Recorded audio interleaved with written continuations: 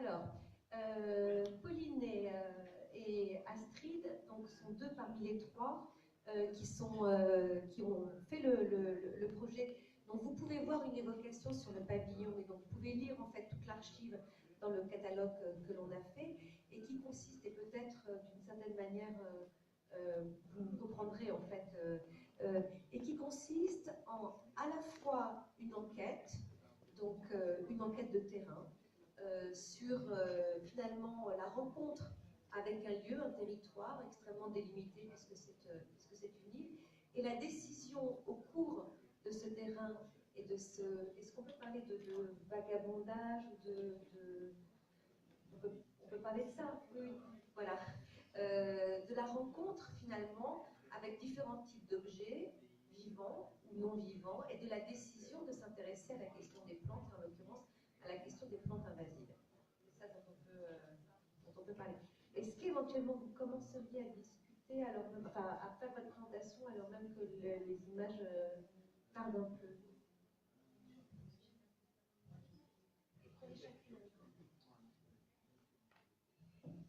Bonjour. Alors, on va changer un peu l'ordre. Voilà. Quand l'ordinateur sera branché, on montrera les éléments visuels. Donc, on vous présente notre projet, donc, qui est un projet qui a été entamé en 2015 jusqu'à aujourd'hui, qui s'appelle 163 km², qui est un projet artistique et un projet de recherche réalisé par Sarah Garcin, qui n'est pas là, Pauline Briand et moi-même, et qui prend la forme de 4 pièces. Il est composé d'un site internet dont l'URL est 163 km2.land, d'une série de dessins, d'un ensemble de récits et d'une sculpture. Ces 4 médiums coexistent et composent une œuvre hybride où chaque élément nourrit les autres. Il a bénéficié d'une aide au développement du DICREAB, qui est le dispositif pour la création artistique, multimédia et numérique du CNC. Bon, alors on continue.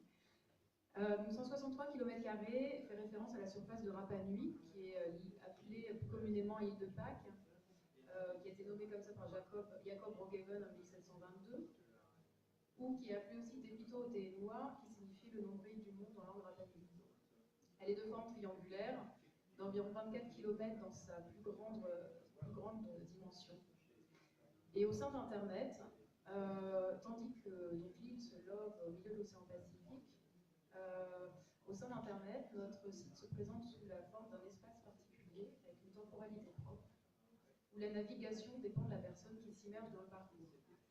Donc on va vous présenter, voilà, ça tombe bien, un film de 2 minutes qui montre le principe de navigation du site.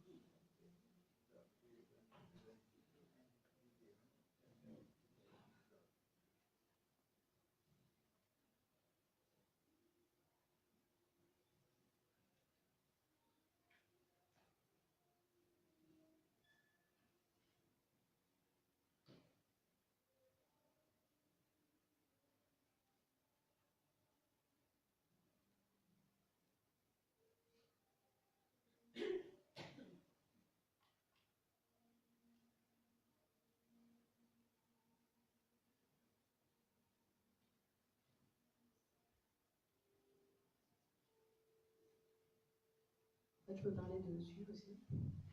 En fait, vous pouvez donc il y a en fait, le site est composé de documents. À gauche, c'est un ensemble de problématiques qui est relié à chaque image, à chaque visuel, et qui se relie en fait, qui crée une sorte de ligne, qui compose une ligne. À droite, on a les légendes. Et ensuite, il y a aussi du son sur certaines vidéos, mais la vidéo est plus belle.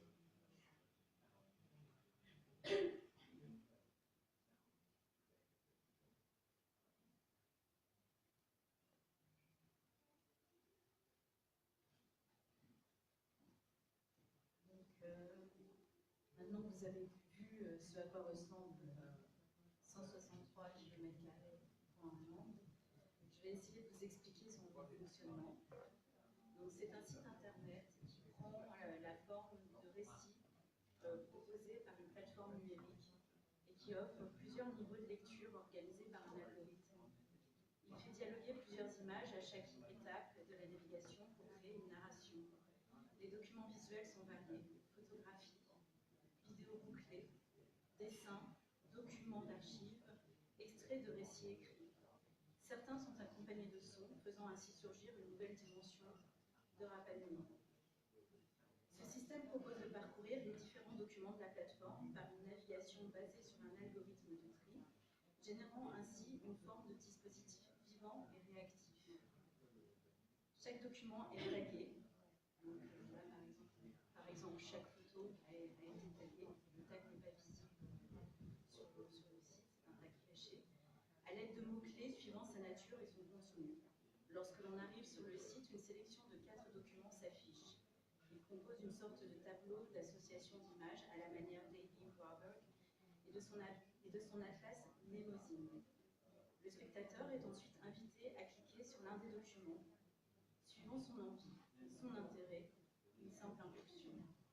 Son parcours est alors en partie enregistré et les 4 éléments qui s'affichent sont sélectionnés en fonction des 2 clics précédents du spectateur. Ainsi, le système propose une errance presque aléatoire à travers les documents présentés. Il offre aux spectateurs des associations d'images, de vidéos, de textes et de sons parfois impensés. Cette plateforme propose des récits toujours recomposés par affinité, elle invite à se perdre. Elle évoque la recomposition permanente du territoire, la multiplicité des lectures, des perceptions. Pour l'accompagner, j'ai écrit 6 récits dont les thèmes peuvent sembler mystérieux: une bactérie, les plantes envahissantes, l'île invisible, les voies empruntées par les habitants de l'île, l'augmentation et la restauration de Rapa Nui. Ces thèmes dessinent l'île. De nombreux acteurs s'y croisent, des mouvements transversaux apparaissent. En réintroduisant une certaine linéarité, nous voulions montrer les liens complexes qui constituent un territoire comme Rapa Nui, interroger ce qui relève de l'insulaire et de l'extérieur, en faire bouger les frontières. Donc maintenant, je vais vous lire un extrait de l'un des textes qui s'intitule « Les territoires invisibles ». Aujourd'hui, cachés dans les grottes de Rapa Nui se trouvent des reliques d'avant la colonisation. Dans les pluies de lumière, dans la pénombre, se sont implantés des jardins de mousse et de fougères. Certaines de ces espèces sont endémiques, comme l'Echnum pascale et Pisides pasqualis. Récemment, il a été découvert qu'un tiers des espèces d'arthropodes endémiques à Rapa Nui vivent dans ces grottes. Elles ont évolué sur l'île, elles ne se rencontrent nulle part ailleurs. 2 autres sont spécifiques du monde polynésien. Elles ont accompagné les premiers colons. Les chercheurs les appellent calybugs.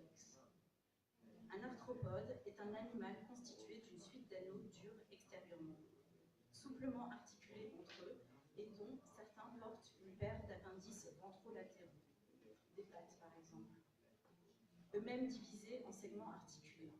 C'est la définition du Larousse. Nous sommes ici en présence de colamboles, des décomposeurs et régulateurs de la microflore du sol, d'isopodes et d'un insecte, Cytophania acarati. Avant que l'île ne soit convertie en un pâturage géant, ces animaux vivaient dans la litière foliaire et dans le sol. Ils participaient à la décomposition des végétaux autochtones et à la formation de l'humus. La conversion a fait disparaître leur habitat, les espèces auxquelles ils s'étaient associés. Les grottes constituent des zones tampons où se rencontrent des habitats qui ont disparu par ailleurs. La faible aire de répartition et le petit nombre d'individus rendent ces arthropodes particulièrement vulnérables aux modifications des conditions de vie dans les grottes.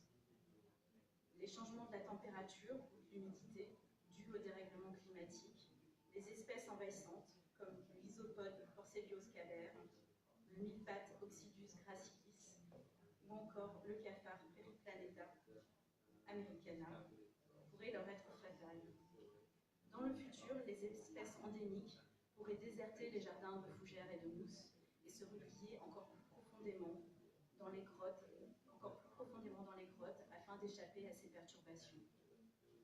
Des profondeurs dans lesquelles les clans Rapa Nui cachaient leurs artefacts pour les protéger et les soustraire aux autres familles et aux pillards.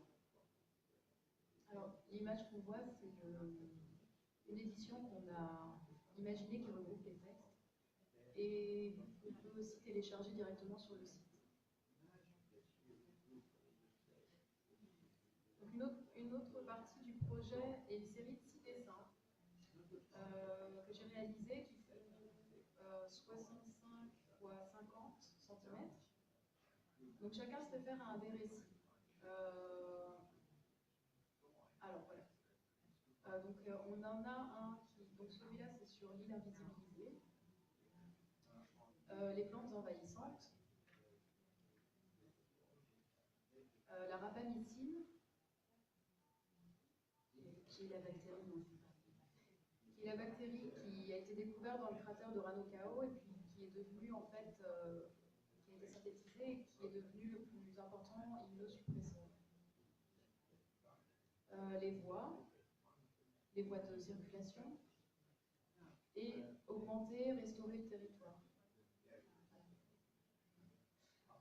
C'est des tentatives d'exploration des domaines du visible et de l'invisible.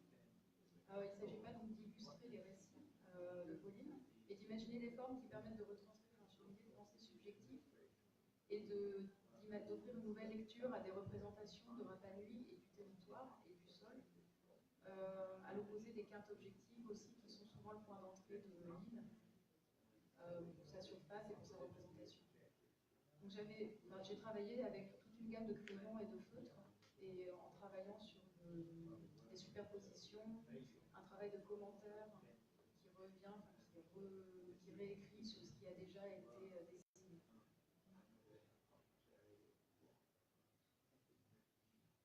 La dernière pièce, donc la 4e pièce, après le site, les récits et les dessins, c'est une sculpture réalisée par Hugo Teave qui fait partie de la famille Teave avec qui j'ai habité à un long moment. C'est un cœur de thon en bois d'eucalyptus rouge huilé. Il est sculpté dans un morceau de tronc d'un arbre de la première génération d'eucalyptus qui ont été plantés sur l'île à la fin du 19e siècle par les missions catholiques et les entrepreneurs étrangers qui se sont alors installés sur l'île. Donc l'eucalyptus venait d'Australie et a transité par le Pacifique. Donc l'ensemble de ces médiums recrée la trame d'une île dont les matières sont des territoires, des royaumes, des lieux qui se superposent, coexistent, frottent, se disputent et s'amalgament. Il y a le royaume végétal, le royaume ancestral, le royaume chevalin, le royaume humain. J'utilise le terme royaume dans ce qu'il a d'unifié et d'organique.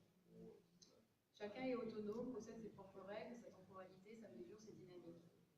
Et un autre aussi, qui est moins visible, mais tout aussi important, est le territoire de l'État, le Chili.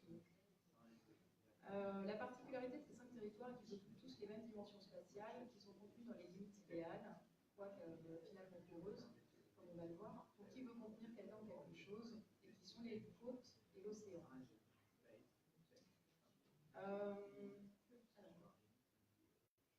Je vais revenir maintenant à l'origine du projet et parler de l'histoire qui y a mené. Ma rencontre avec lui s'est passée de manière fortuite en mars 2015 lors d'un point de frottement entre la population autochtone Rapa Nui et les institutions étatiques chiliennes. En mars 2015, il s'est passé une des plus longues contestations de l'histoire des Rapa Nui pour tenter de retrouver en fait l'administration du parc national, qui est jusqu'à présent, depuis 1933, gérée par l'organisme chilien de la CONAF, qui est la Corporation nationale forestière, qui dépend du ministère de l'Agriculture chilien. Au travers de cette lutte, qui a duré environ 3 semaines, avec des barrages routiers pacifiques sur les routes d'accès des sites archéologiques, se sont exposés au jour des enjeux sociopolitiques, historiques, économiques, écologiques, des relations qui ont été souvent tragiques entre la population Rapa Nui et les organismes colonisateurs successifs. Ces acteurs extérieurs se sont mis en tête d'administrer à leur façon et successivement ce petit territoire des missions catholiques à la fin du 19e, puis des entrepreneurs aventuriers, français ou écossais, l'État chilien en 1888, et enfin la location de l'île, carrément, à la société d'élevage ovin Williamson et Balfour, une entreprise écossaise, pendant la première moitié du XXe siècle. J'étais venue dessiner à ce moment-là, en mars 2015, et j'ai pu assister donc à cette réappropriation d'un parc national qui est redessiné à la faveur des aspirations et des volontés de cette communauté rapanui. Donc ça c'est une image, c'est une capture de film où une des personnes rapanui a un barrage en fait où baissait une corde qu'on voit au loin sur cette image. Pour laisser passer les voitures. Et les barrages étaient aussi un moyen de rencontre et d'échange très très important entre les familles. Il y a 36 familles rapanues sur l'île. Comme je devais repartir quelques mois plus tard, une revue qui s'appelle Jeff Clack, une revue française, m'a proposé d'écrire un article sur les chevaux sauvages de l'île. Ça n'a rien eu d'évident d'écrire cet article, et j'ai commencé un travail de terrain un peu à reculons et un peu à tâtons, qui m'a appris à comprendre la société rapanui et les intrications subtiles entre les hommes, les chevaux, l'État et l'environnement. J'ai aussi appris à prendre en compte les points de vue contradictoires entre les familles rapanues. Et pour écrire l'article, j'ai finalement décidé de conserver cette multiplicité de points de vue des hommes ou de l'État, d'une vue globale à une vue microscopique. Donc l'article, au final, relate la notion de parc, considérée sous différentes versions, de la délimitation et de l'occupation spatiale d'un territoire circonscrit. En 5 points, donc, ça va des chevaux aux revendications contemporaines, donc autour du parc national rapanui.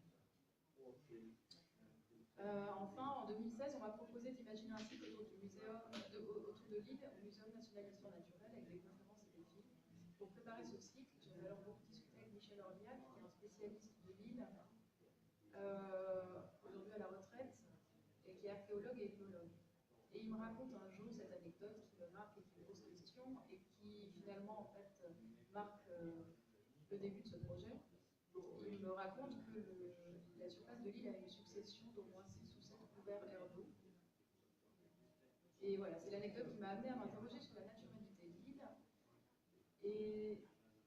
et sur le lien surtout qu'entretient cette naturalité et l'histoire de ce territoire. Alors pourquoi les plantes envahissantes? Cette anecdote des couverts herbeux me travaille, et à ce moment-là, je porte un regard différent sur l'île. En février 2016, j'ai un accident avec une voiture et ma jambe est blessée. La famille avec qui je vis me soigne avec des cataplasmes de feuilles d'une plante qui s'appelle Rakao. Elle est mise dans une casserole avec de l'eau, portée à ébullition, et quand on attend que les feuilles se refroidissent, puis on les applique sur la blessure. Il faut alors rester en repos. Par la suite, j'ai appris que la plante Rakao était utilisée pour toutes les blessures relatives aux os. Donc ce sont ces discussions, cette expérience sur l'île qui ont fait émerger à ce moment-là 2 dynamiques liées aux plantes, entretenues entre la population rapanui et cet environnement végétal. Tout d'abord, le lien entretenu par les rapanui à leur tradition ancestrale, liée au végétal, comme la médecine traditionnelle, donc, comme la plante Rakao, ou le travail artisanal du tissu végétal, le marouté, ou encore les pirogues en tout orin. Une deuxième dynamique, enfin, c'est la manière pour les hommes de gérer et d'optimiser, de contenir les phénomènes naturels à l'œuvre sur l'espace de l'île, comme l'érosion. Donc il est observable par de multiples essais d'acclimatation de plantes, par des tentatives de reboisement, comme la ligne verte, les lignes vertes, qui sont des plantations d'eucalyptus pour contenir l'érosion de la péninsule du Poiké. Aussi des améliorations de pâturage ou de revégétalisation des sols pour lutter contre l'érosion, en plus de toutes les introductions d'espèces végétales depuis, en fait, finalement, les premiers rapanui en 900, après Jésus-Christ, qui amènent la patate douce et d'autres plantes comestibles. Et jusqu'à aujourd'hui, du coup, avec des plantes pas toujours adaptées au sol et aux conditions climatiques et de l'île, et qui ont souvent un caractère envahissant. Donc je repense à ce que je vois quand je circule sur l'île. Mon pantalon est collé par une herbe, des buissons verts émeraude émergent un peu partout, et la forêt est constituée d'une monoculture d'eucalyptus au parfum entêtant. C'est à ces plantes que j'ai envie de m'intéresser à ce moment-là.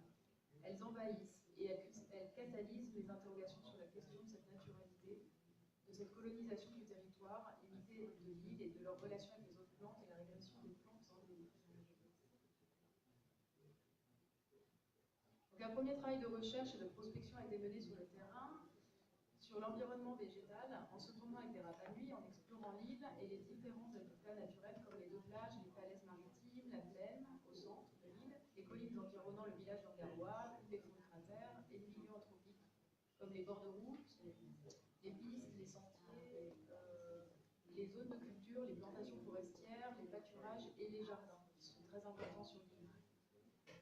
Il s'agit d'observer la coexistence entre des plantes endémiques, indigènes et envahissantes de l'île. J'y rencontre aussi des reliquats historiques comme des plantes de tabac sauvages ou des vignes sauvages près du volcan Ranokao. Tout ça, c'est la vue du dessus, une vue de l'homme du volcan Ranokao. Et tout ce qu'on voit en vert un peu plus vif, émeraude, en fait, ce sont des buissons de chocho, une des plantes que je vais vous parler.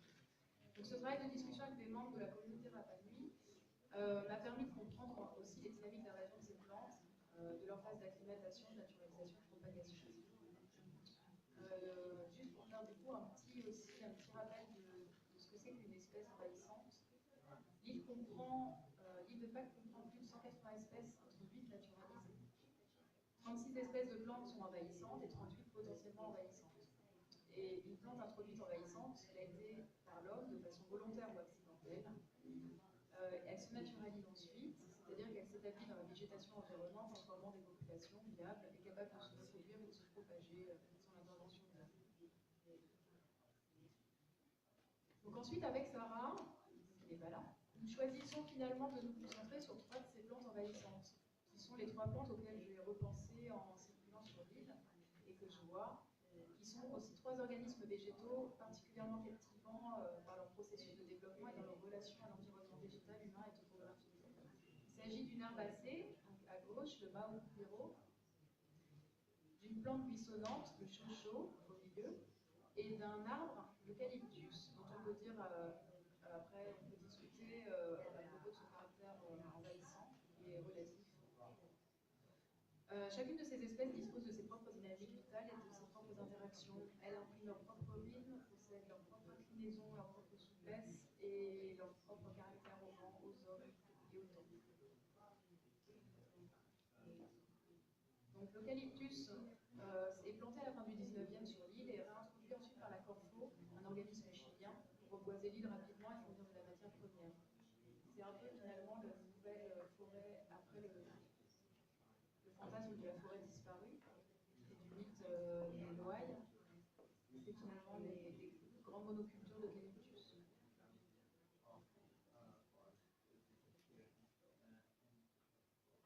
Le chocho, gros thaler, est originellement introduit en 1975 pour stopper l'érosion précipitée de certaines zones. Et il enrichit également les sols pauvres grâce à sa fixation de l'azote, notamment par sa symbiose avec le champignon Rhizophagus reticularis, son compagnon.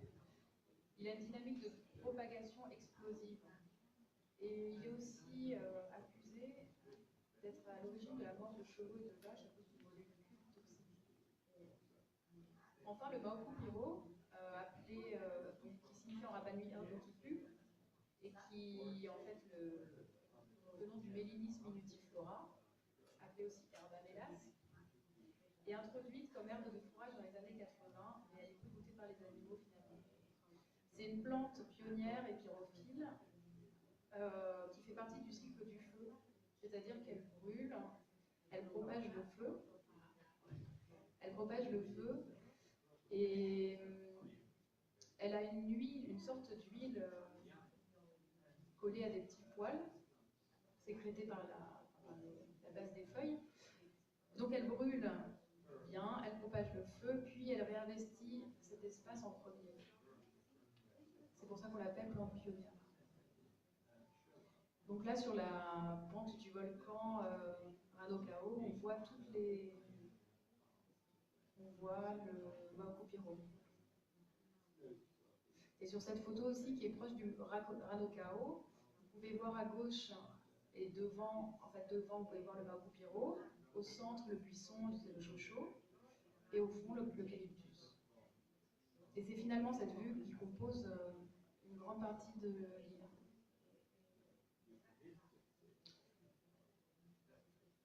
Donc cet arbuste et cette herbe qui sont introduites par l'homme pour des raisons économiques et ou écologiques ont eu des conséquences importantes, voire désastreuses, notamment pour le gros thaler et le mélinis, et ne subissent encore aucune forme de lutte pour les contenir. Donc après ce travail qui a été effectué par Astrid et Sarah, s'est posé en 2018 la question de la forme du projet. D'une plateforme d'archives, on s'oriente alors vers un site, un espace hybride et aléatoire, sans cesse reconfiguré par l'expérience qu'en fait l'utilisateur. C'est ce dont je vous ai parlé avec l'algorithme un petit peu plus tôt. À l'image de l'histoire d'un territoire qui ne se réduit pas à une ligne de récit officiel, notamment le récit de l'écocide, qui est assez fameusement relié à celui de Rapa Nui et de Pâques.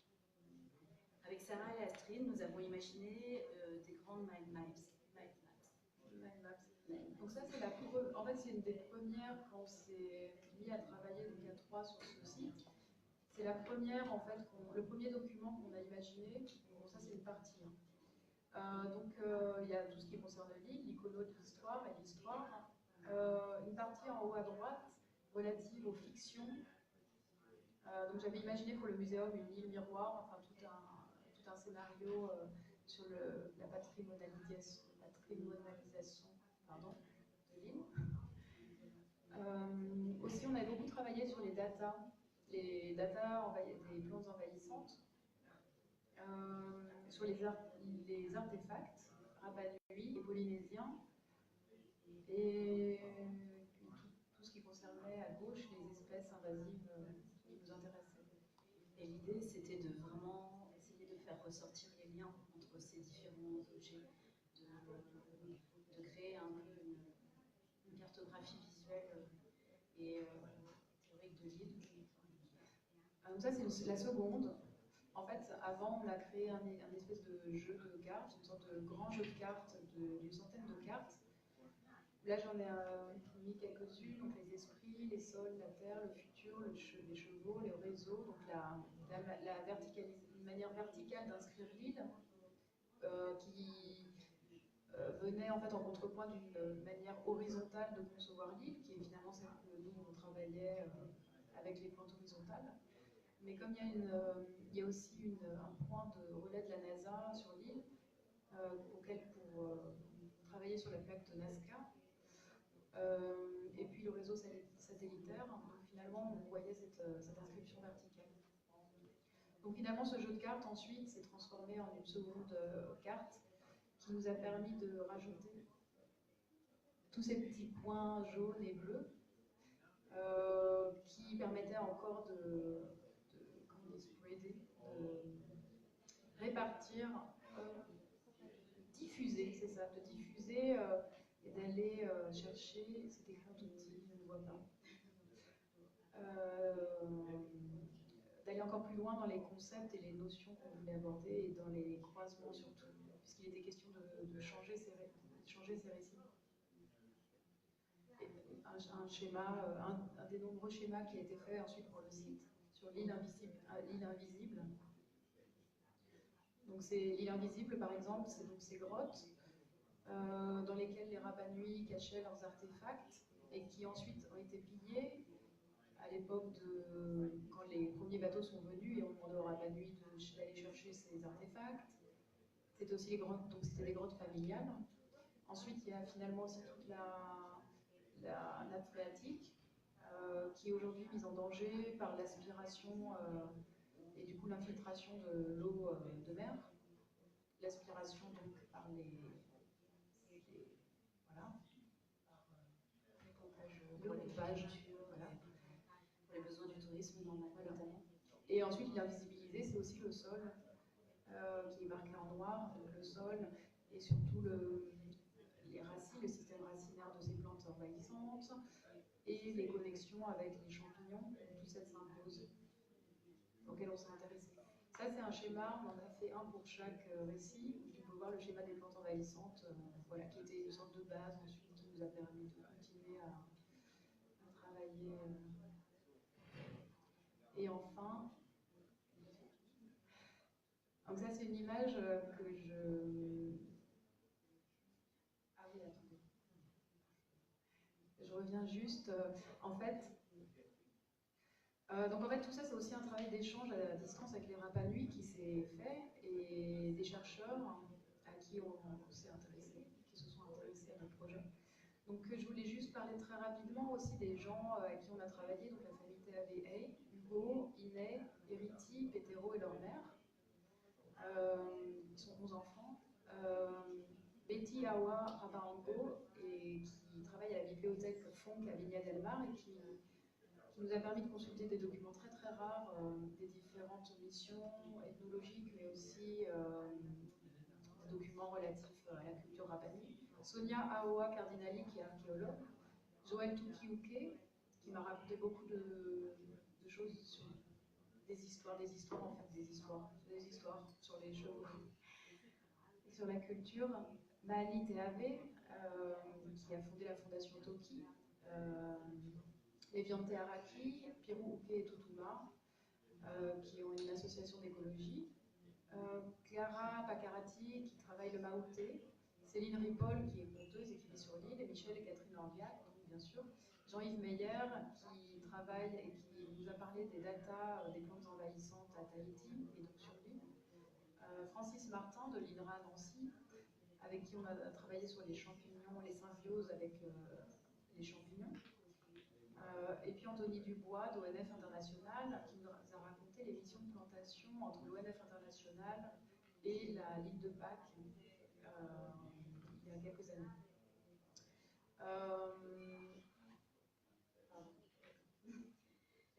Donc à la suite de tout ce travail de collecte d'informations, d'échanges, est apparue l'idée de mettre en place les 6 récits, et c'est ainsi qu'on a aussi décidé de leur thématique, autour des plantes et des entités liées à l'île pour accompagner la plateforme. Et en contrepoint du site et des récits sont arrivés la série de dessins que Astrid vous a présenté et la sculpture du Gautier. Cet ensemble repose à la fois sur l'enquête et les observations menées par Astrid, les résultats de la recherche, mais il parle aussi de nos fantasmes de Rapa Nui. Une île dont l'écologie a été profondément bouleversée par l'arrivée des vagues humaines successives et qui, malgré son éloignement, est traversée par des dynamiques géologiques, climatiques, maritimes, migratrices, économiques qui la relient au reste du monde. Depuis l'arrivée des premiers Rapa Nui, l'île a été à la fois utilisée et augmentée par les hommes. Aujourd'hui, dans un monde confronté aux changements globaux, elle offre une unité qui permet de poser la question de la naturalité et du natif. Chacun des éléments qui composent 163 km² est une œuvre en soi qui design, chacun à sa manière, une réalité subjective de l'île. Par ces récits, nous avons voulu interroger le regard que nous posons sur les territoires, leur multiplicité. Notre proposition ne cherche pas à décrire Rapa Nui de manière exhaustive ou clinique. Il y a des partis pris, des omissions, des angles morts. Le visage de cette île est connu de tous, ses paysages vallonnés, dominés par les moailles. Et pourtant, il y a des centaines de récits qui pourraient la décrire. Des récits où les statues de pierre ne sont que des personnages secondaires, voire absents. Où c'est le chocho, le cloporte, une tombe échouée, le cheval ou le geste d'un agriculteur qui tiennent la place centrale. Au travers de ces récits mouvants et décentrés, de cette trame toujours recomposée, nous invitons chacun à hybrider l'étanchéité du territoire. Merci.